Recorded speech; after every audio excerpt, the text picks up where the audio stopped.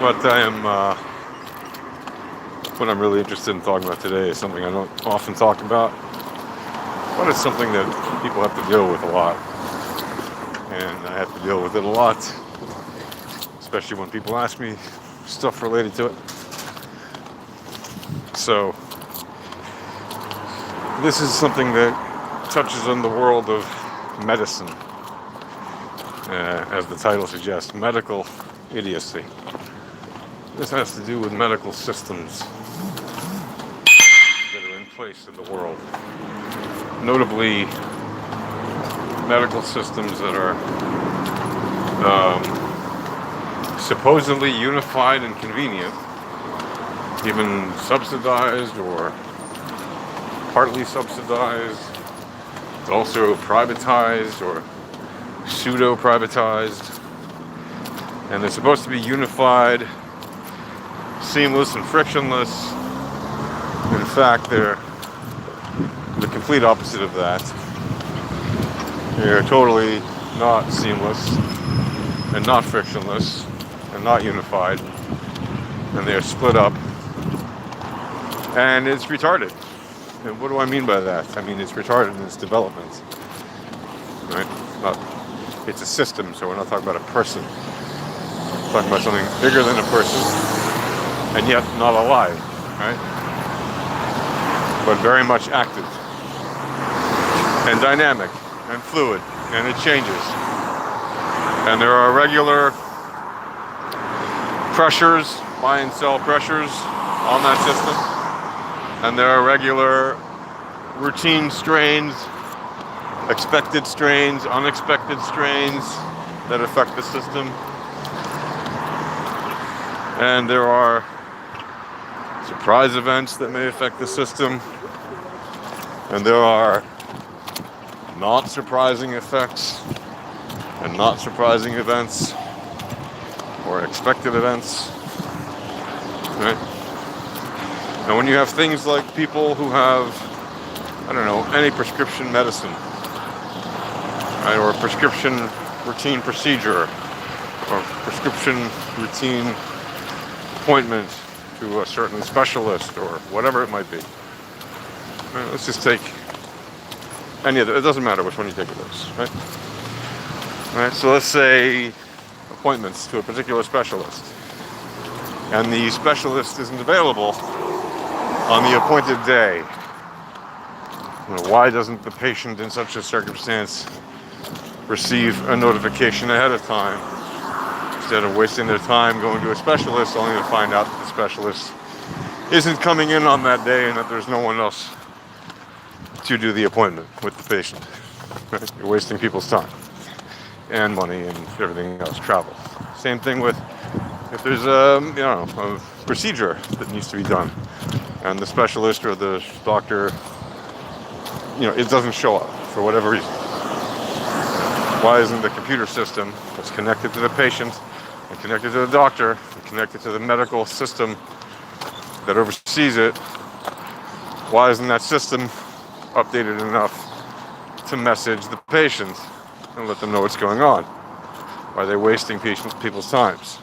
And then the medical system complains when patients call with follow-up questions and the demand to make a new appointment. Right? They say, you have to hurry up and ask quickly. We don't have time for your questions. Well, then you shouldn't have canceled the appointment in the first place. Right?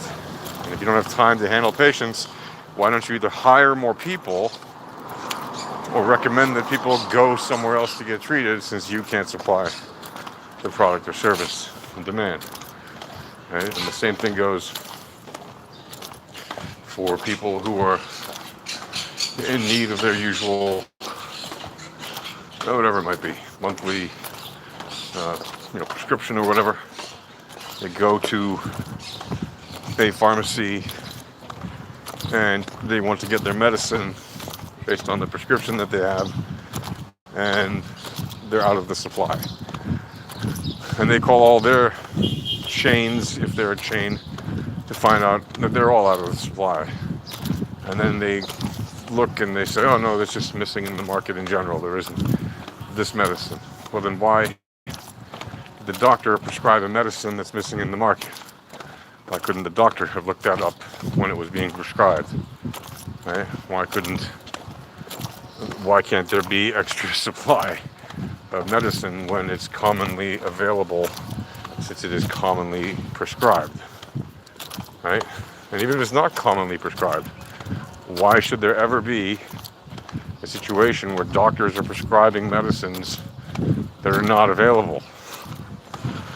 What is the point here? This will solve your problem, except you can't get it. Who needs that? Give the patient the thing they need. Make sure it's available. Be tagged for that person in the supply line the moment the prescription is made. There should be a box or whatever they're getting, tube, a box, I don't know what, package, tagged in the supply chain that is tagged for that particular person. Right? Yes, I understand you want to leave it open to be convenient for everyone, but by doing that, you make it convenient for no one, because you have no idea what the actual number of people who are going to pick up their supplies or their prescriptions is. And furthermore, why can't the doctor, once it's prescribed, push a button that sends a message to the pharmacy to send that medicine or that prescription of whatever to the patient's house? Why does the patient need to go to the pharmacy? The doctor already prescribed it. What the hell difference does it make if that patient then goes to the pharmacy? Why is there any reason whatsoever that the patient has to go to the pharmacy? That's just complete and utter nonsense. You can send, if the person has a house and a home address, you can send it to their home address. Their home address is in the system, connected to their medical account, all that stuff connected. What is the justifiable reason to literally make people, travel? It can be sometimes quite far and sometimes at great expense to go get what are routine medicines, right? Regularly prescribed medicines from the doctor, right? And why is it that when patients ask for, alternatives to said medicine, we all know the answer to that is money, that they're lied to by the doctors and by their assistants and by the medical system and by the pharmacy and by everybody else in the chain that takes the grease from the big pharmaceutical companies to sell them the more expensive crap, rather than the cheaper, healthier remedies that are usually better for you and work more effectively, etc., etc. Right? But no, they don't want you to know about that. You can look it up if you want, but most people won't. Right? It's not some crazy conspiracy, it's just a fact. So why do they do that? They do that because it retains control over people's time. Some portion of your time is going to be sunk into getting those things, right? By having to go there, by having to, make the purchase in person, by having to explain things and answer things that you've already explained and answered when you spoke with your doctor. And that is frankly none of the pharmacy's business. Right? The pharmacy may be required under law to do certain things, but they're not, or they shouldn't be required to get up in your business, as it is, and into your private information about why you take certain medicine or anything like that. If the doctor prescribed it, the doctor prescribed it. End of story. Right? And it's just ridiculous the amount of time that is wasted by these medical systems and the amount of money they waste from people, right? Not just the expense of the pharmacy medicine or the doctor treatment or whatever, the expense of the time that it takes to go there. Sometimes you have to run around to multiple shops and they can be quite far away from each other. Sometimes you have to spend extra money because they're running out of supplies and suddenly the price goes up, or whatever nonsense, or transportation might cost you, extra money or whatever. Whatever the case may be, they're not making it easy for you to get your medicine for free, or for a fair price. What does that all mean? Well, bottom line, what it means is you're being ripped off, right? You're being suckered by a medical system that refuses to update itself. And this is, by the way, in many countries around the world. This is not a problem related to one place or another. This is in most, if not all, industrialized nations that have medical systems that are relatively vast, usually poorly managed. Usually they're massively profitable for certain portions of the ecosystem and causing incredible debt for other portions of the ecosystem. And the massively profitable ones are usually the pharmaceutical companies, and the ones that are usually encumbered by debt are usually the government arms. Why? Because the government arms have to guarantee certain things, and so they take on more debt as the population grow and get older, etc. Whereas pharmaceutical companies don't have to guarantee shit. And that's a technical term. They just have to sell medicine at whatever maximum profit price they can.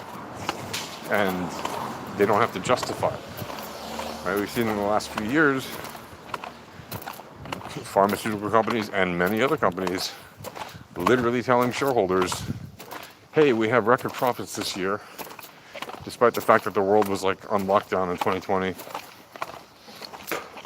despite that the world took a while to recover from that in 2021, 2022, and now 2023, right? And despite all these supposed supply chain issues, all these companies that were supposedly affected by supply chain somehow all made massive profits. And when I say massive, I don't mean like 10, 20, 30%, which would be already massive compared to like a 2 or 3% a year that you might expect them to make. We're talking like, twofold, threefold, fivefold, sevenfold, right? So yeah, like 200, 300, 400, 700, 1,000% profit on the same things they were selling before. It's not like, I understand inflation's bad, but it's not 1,000% bad. I understand interest rates are, not where some people want them to be, but they're not, a 10x difference between now and 3 years ago. And you don't buy your medicine based on interest rates, right? You buy your medicine based on your need. And inflation will affect the price of those goods. And the inflation hasn't gone up 10x in most industrialized nations, but it has gone up anywhere from 2x to 10x or more on a whole number of goods within those ecosystems. And those price gougers are literally getting away with bloody murder. And they brag about it in their shareholder meetings. And they say that they do it because they can. Right?